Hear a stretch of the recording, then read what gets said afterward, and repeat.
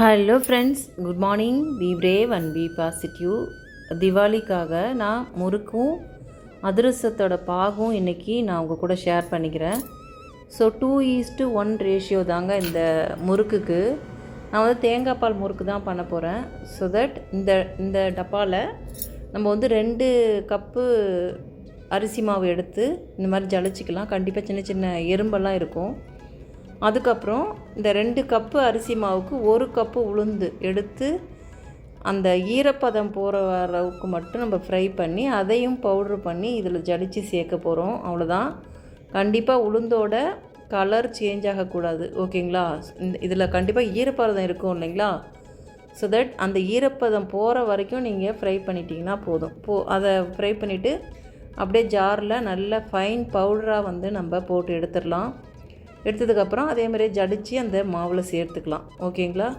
So that colour கண்டிப்பாக சேஞ்சே ஆகக்கூடாது. ஏன்னா ரொம்ப அப்படியே ஒரு மாதிரி முறுக்கோட கலரே சேஞ்ச் பண்ணிவிடும் அது. அதனால் அந்த ஈரப்பதம் போகிற வரைக்கும் மட்டும் டைமில் சொல்லணுன்னா எக்ஸாக்டாக வந்து ஒரு 7 மினிட்ஸ் வந்து நீங்கள் ஃப்ரை பண்ணி எடுத்து நல்லா ஃபைன் பவுடராக அரைச்சி இந்த மாதிரி ஜடித்து சேர்த்துக்கோங்க. இதுலேயும் ஒரு சிலது கொஞ்சம் அரைப்படாமல் இருந்துச்சுன்னா அதை நம்ம ஃபில்டர் பண்ணி எடுத்துடலாம். மாவு பிசைறதுக்கு ஈஸியாக இருக்கும் மிக்சிங்கெல்லாம். அந்த ஜாரில் போட்டதால் அது கொஞ்சம் ஹீட்டாக இருந்ததால் இந்த மாதிரி நான் கரண்டியில் பண்ணுறேன் இதை. ஓகேங்களா? இதை சேர்த்ததுக்கப்புறம் இதுக்கு கண்டிப்பாக நம்ம ஓமம் கொஞ்சம், அதுக்கப்புறம் வந்து கொஞ்சம் சீரகம், அதுக்கப்புறம் கொஞ்சம் வந்து உப்பு சேர்க்கணும் இதில். ஓகேங்களா? சேர்த்துட்டு நம்ம வந்து வெண்ணெய் சேர்த்து நல்லா மிக்ஸ் பண்ணி விட்டுட்டு அதுக்கப்புறம் ஃபுல் அண்ட் ஃபுல் இந்த மாவு ஃபுல்லாக பிசைகிறதுக்கு நம்ம வந்து தேங்காய் பால் மட்டுமே சேர்க்க போகிறோம். தண்ணி கிடையாது. தேங்காய் பால் ஃபஸ்ட்டு செகண்ட் 2 பாலையுமே சேர்த்துக்கோங்க. ஒன்றும் ப்ராப்ளம் இல்லை. நீங்கள் தேங்காய் பாலையும் மிக்ஸ் பண்ணி உங்களுக்கு வந்து தண்ணி வந்து பத்தலை அப்படின்னாக்கா கொஞ்சம் கம்மியாக இருக்குது அப்படின்னாக்கா முறுக்கு போடுறதுக்கு நீங்கள் ஆயில் வந்து ஹீட் பண்ணுவீங்கல்ல, ஸோ அந்த எண்ணெயை எடுத்து சேர்த்து பிசைங்க. தண்ணி ஊற்றாதீங்க, அந்த டேஸ்ட்டை மாற்றி விட்ரும். ஸோ நான் உளுந்தை வந்து ஃபைன் பவுடராக அரைச்சிருந்தேங்களா, அதை ஜடிச்சு சேர்த்துட்டேன். இப்போ ஓமம் நல்லா கையால் க்ரன்ச் பண்ணி சேர்த்துக்கலாம். அதுக்கப்புறம் கொஞ்சமாக வந்து ஜீரகம் சேர்த்துக்கலாம். நல்லா மிக்ஸ் பண்ணிடலாம். இதை மிக்ஸ் பண்ணிவிட்டு கண்டிப்பாக இந்த முறுக்குக்கு தேவையான சால்ட்டு நீங்கள் சேர்த்துக்கோங்க. சேர்த்து மிக்ஸ் பண்ணிக்கோங்க. கொஞ்சம் வந்து பட்டர் சேர்த்துக்கோங்க. வெண்ணெய் சேர்த்து நல்லா பிசைஞ்சு விட்டுக்கலாம். பிசைஞ்சதுக்கப்புறம் நம்ம வந்துட்டு இதில் தேங்காய் பால் ஊற்றி நல்லா சப்பாத்தி மாவு பிசைவோம் இல்லைங்களா, அது அந்த ஸ்டேஜுக்கு அப்புறம் கொஞ்சமாக ஒரு 1/2 டம்ளர் அளவுக்கு அதிகமாக தேங்காய் பால் ஊற்றி நல்லா பிசைஞ்சு எடுத்துட்டிங்கன்னா இந்த மாதிரி அழகாக வந்து முறுக்கு சூப்பராக வந்துடும் உங்களுக்கு.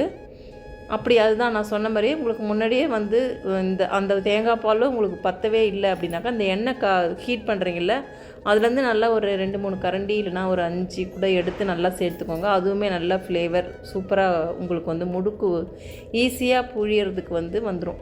இந்த டேஸ்ட்டு பார்த்திங்கன்னா அல்டிமேட் டேஸ்ட்டாக இருக்கும். கண்டிப்பாக யாருக்குமே சின்ன குழந்தைங்க வந்து பிடிக்காதுன்னு சொல்ல அவாய்ட் பண்ணவே மாட்டாங்க. நல்லா சாப்பிட்டுப்பாங்க. ஏன்னா டேஸ்ட்டு அப்படி இருக்கும். இது கலரும் வந்து நல்லா சூப்பராக சீக்கிரமாக வந்துடும். எண்ணெயுமே இது குடிக்கவே செய்யாது. இது ஃபில்ட்ரே பண்ண வேணாம், அப்படியே எடுத்து அப்படியே கொடுக்கலாம். இது தீபாவளிக்கு தான் நான் பண்ணுவேனா அப்படின்னா கிடையாதுங்க. என் பசங்க எப்போ கேட்குறாங்களோ அப்போல்லாம் பண்ணி கொடுத்துருவேன் இது. ஸோ தட் இந்த மாதிரி அந்த எண்ணெயெல்லாம் சேர்த்து நம்ம நல்ல ஒரு கன்சிஸ்டன்சிக்கு நம்ம பிசைஞ்சிட்டோம்னாலே இந்த முறுக்கு வந்து ஈஸியாக நமக்கு வந்து இந்த மாதிரி பிழிஞ்சு எடுக்கிறதுக்கு வந்துடும். கொஞ்சம் உட்காந்து நல்ல கன்சிஸ்டன்சிக்கு நல்லா பிசைஞ்சு எடுத்துக்கோங்க. ஈஸி தான். முறுக்கு நல்லா சூப்பர் டேஸ்ட்டாக இருக்கும் தேங்காய் பால் முறுக்கு. ஸோ எல்லோரும் உங்கள் வீட்டில் ட்ரை பண்ணி பாருங்கள். ஆல்ரெடி தெரிஞ்சவங்க ஓகே, தெரியாதவங்களுக்கு இது யூஸ்ஃபுல்லாக இருக்கும்னு நான் நினைக்கிறேன். தெரிஞ்சவங்க வந்து திட்டாதீங்க. ஓகேங்களா? அவ்வளோதாங்க. இந்த மாதிரியே போட்டு எடுத்துட்டோம்னா நம்ம சூப்பரான தேங்காய் பால் முறுக்கு திவாலிக்கு வந்து ரெடி ஆகிடும். அதுக்கப்புறம் இதில் வந்துட்டு நம்ம வந்து அதிரசம் தான் நான் இதில் ஆட் பண்ணி காட்ட போகிறேன். அதிரசத்துக்கு நம்ம பாகு எப்படி ரெடி பண்ணணும் அப்படின்னு சொல்லிட்டு, ஏன்னா அதிரசத்தோட பாகு ரெடி பண்ணி உடனே நம்ம போட முடியாது. அதனால் ஒரு 2 நாள் எங்கள் அம்மா வந்து ஊற வைப்பாங்க அந்த மாவை. ஸோ அதனால் இந்த பாகை மட்டும் நான் இந்த வீடியோவில் உங்களுக்கு வந்து நான் ஷேர் பண்ணுறேன். ஓகேங்களா? ஸோ அதுக்கு வந்து என்ன பண்ணணும் அப்படின்னாக்கா, இது வந்து இந்த முறுக்கு வந்து கலருமே சீக்கிரம் வந்துடும். நீங்கள் புழியும் பொழுது வந்து ஸ்லிம்மில் புழிஞ்சிட்டு ஒரு ஒரு ஒரு ஒரு 3 மினிட்ஸ்லேயே இது வந்து நல்லா வெந்துடும். கிறிஸ்பியாக கலரும் சூப்பராக இருக்கும். நல்லாயிருக்கும் அப்ரடைசிங்காக. அதுக்கப்புறம் அதிரசத்துக்கு நம்ம என்ன பண்ண போகிறோம் அப்படின்னாக்கா, எவ்வளோ நம்ம அரிசி போட போகிறோமோ அதை வந்து வாஷ் பண்ணி ஃபில்டர் மட்டும் பண்ணி கடையில் கொடுத்து ரைஸ் மில்லில் கொடுத்து இடிச்சிட்டு வந்துட போகிறோம். ஸோ வீட்டிலலாம் நீங்கள் மிக்சியில் இடித்து அது போட்டிங்கன்னா சரியாக வருமானு எனக்கு தெரில. ஏன்னா போன வருஷம் நான் ட்ரை பண்ணும்போது எனக்கு வரலை. வீட்லேயே நான் ட்ரை பண்ணேன். வீட்லேயே இடித்து மிக்சி ஜாரில் போட்டு இடித்து அதுக்கப்புறம் அதில் நான் பாகு கிண்டினேன். பாகு நல்லா தான் வந்துச்சு, ஆனால் அதிரசம் எனக்கு வரவே இல்லை. அதனால தான் இன்றைக்கி வந்து கடையில் கொண்டு போய் இடிச்சிட்டு வந்துட்டேன் அந்த ஈரத்தோடையே. அப்போ அதுக்கு வந்து என்ன ரேஷியோ அப்படின்னாக்கா, ஒரு 3/4 கிலோ அரிசி எடுத்துக்கிட்டிங்கன்னா 3/4 கிலோ வெல்லம், 1:1 தான். இது எவ்வளவோ அதுக்கு அதுவும் அவ்வளோதான் கரெக்டாக எடுக்கணும், எக்ஸாக்டாக. ஸோ அந்த மாதிரி எடுத்து நீங்கள் வந்து பாகு கிண்டி ஒரு 2 நாள் போல் நல்லா ஊற வச்சு போட்டு எடுத்திங்கன்னா சூப்பராக இருக்கும் அது. அதில் வந்து ஏலக்காய் பவுட்ரு, கொஞ்சம் வந்துட்டு சுக்கு பவுட்ரு, அதுக்கப்புறம் ஒரு பிஞ்சு சால்ட்டு சேர்க்கணும், அவ்வளோதான் இதில். ஸோ அவ்வளோதான். நம்ம முறுக்கு இதெல்லாம் கொஞ்சம் கொஞ்சமாக அப்படியே சுட்டு எடுத்து முடிச்சாச்சு. அதுக்கப்புறம் நான் வந்து பாகுக்கு ஒரு அடிகனமான தவா எடுத்துக்கிட்டு ஒரு 1/2 டம்ளர் தண்ணி போதும். 3/4 கிலோ அரிசிக்கு 1/2 டம்ளர் தண்ணி மோர் தென் எனஃப் அப்படின்னு நான் நினைக்கிறேன். எனக்கு கரெக்டாக வந்துருச்சு, நான் செஞ்சு முடிச்சிட்டேன். ஸோ அதில் வந்துட்டு நல்லா ஒரு 3/4 கிலோ வெல்லத்தை வந்து சேர்த்துக்கோங்க, இந்த மாதிரி பொடி பண்ணி.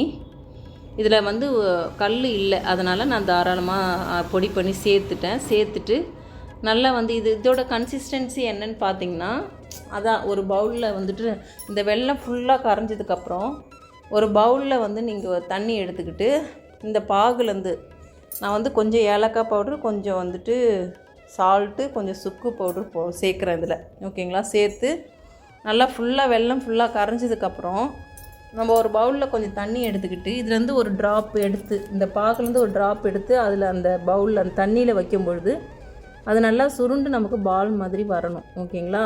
ஸோ அது நல்லாவே எனக்கு வந்துருச்சு. நான் அதுக்கப்புறம் இப்போ தான் இந்த கன்சிஸ்டன்சியில் இந்த ஸ்டேஜுக்கு அப்புறம் தான் நம்ம மாவை கொஞ்சம் கொஞ்சமாக சேர்த்து நல்லா கட்டி இல்லாமல் ஸ்லிம்லேயே வச்சு நம்ம வந்து தடவி கொடுத்துக்கிட்டே இருக்கணும், நல்லா மிக்ஸ் பண்ணி கொடுத்துக்கிட்டே இருக்கணும். இது வந்து இந்த மிக்சிங்கில் தான் இருக்குது இந்த அதிரசம். எந்த கட்டிலாம் இல்லாமல் நல்லா நம்ம மிக்ஸ் பண்ணி விட நல்லா அழகான அந்த தட்டுறதுக்கு போட்டு எடுக்கிறதுக்கு அந்த ஷேப்பு எல்லாமே வந்து சூப்பராக வந்துடும். அதனால் கொஞ்சம் டைம் எடுத்து ஸ்லிம்லே வச்சு நல்லா நீங்கள் ஸ்லோவாக இதை பண்ணணும்.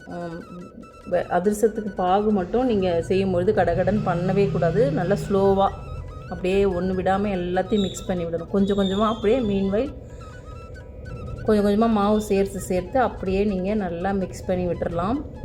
இப்போ வந்துட்டு உங்களுக்கு வந்துட்டு தண்ணி வந்து கம்மியாக இருக்கிற மாதிரி நீங்கள் ஃபீல் ஆச்சிங்கன்னா, ஆல்ரெடி அது ஸ்டவ்வில் தானே இருக்குது அந்த பாகு, அதனால் ஒன்றுமே பிரச்சனையே கிடையாது. இந்த பாகை நீங்கள் மாவு போட்டு கிண்டும்போது பக்கத்தில் கொஞ்சமாக சுடு தண்ணி வந்து நீங்கள் ஸ்லிம்மில் வச்சு விட்ருங்க.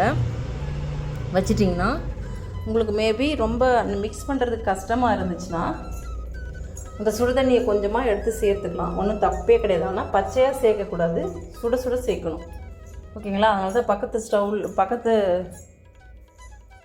ஸ்டவ்வில் வந்து அழகாக கொஞ்சமாக எண்ணெய் வச்சிட்டிங்கன்னா பிரச்சனையே இல்லை, ஓகேங்களா.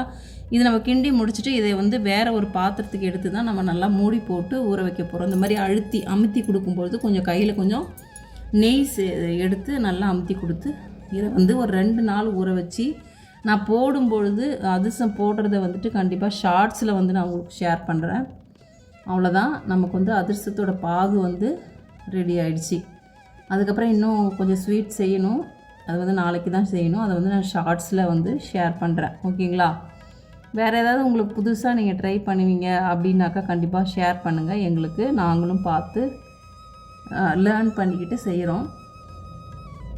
நான் வந்து இந்த முறுக்கு அதிரசம் இது எது மிஸ் பண்ணாலும் இது ரெண்டுத்தையும் நான் மிஸ் பண்ணவே மாட்டேன் ஒரு தீபாவளிக்கும். ஏன்னா இதுதானே தீபாவளின்னா நமக்கு பாரம்பரியமாக நமக்கு என்ன ஞாபகம் வரும், முறுக்கு அதிரசம் லட்டு சோமாசு சுயம் இதுதான் ஞாபகம் வரும். இது கண்டிப்பாக நான் செஞ்சுருவேன் ஒரு வருஷமும்.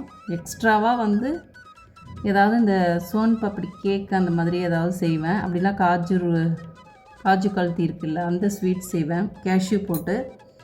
பட் இது 4-5 நான் மிஸ் பண்ணவே மாட்டேன். எங்கள் அம்மா செஞ்சு நான் பார்த்து இது அப்படியே நமக்கு வந்து மைண்டில் இருக்கிறதால நம்ம கடன்னு இதோட ப்ராசஸ்லாம் அப்படியே செஞ்சிடலாம், ஓகேங்களா. ஏன்னா கடையில் வாங்கி படைக்கிறத விட நம்ம வீட்டில் சமைக்க தான் நமக்கு எல்லாமே வந்துக்கிட்டே இருக்குமா. ஐ மீன் நம்ம வந்து செய்ய முடியாதவங்க கடையில் வாங்கி அன்னைக்கு இலையில் வச்சு நம்ம படைச்சிடுறோம் தீபாவளிக்கு. பட் நம்ம வீட்டில் வந்து சமைக்க ஸ்வீட் செய்ய டிஷ்ஷு வேறு ஏதாவது டிஃப்ரெண்ட்டாக செய்ய தான் நமக்கு எல்லாமே வந்து அன்னலக்ஷ்மி வந்து எல்லாமே நம்ம கொடுத்துக்கிட்டே இருப்பாங்க அப்படின்ற மாதிரி ஒரு ஐதீகம் இருக்குது. அது கண்டிப்பாக உண்மை தான். அது நம்ம செய்யாமலே வந்துட்டு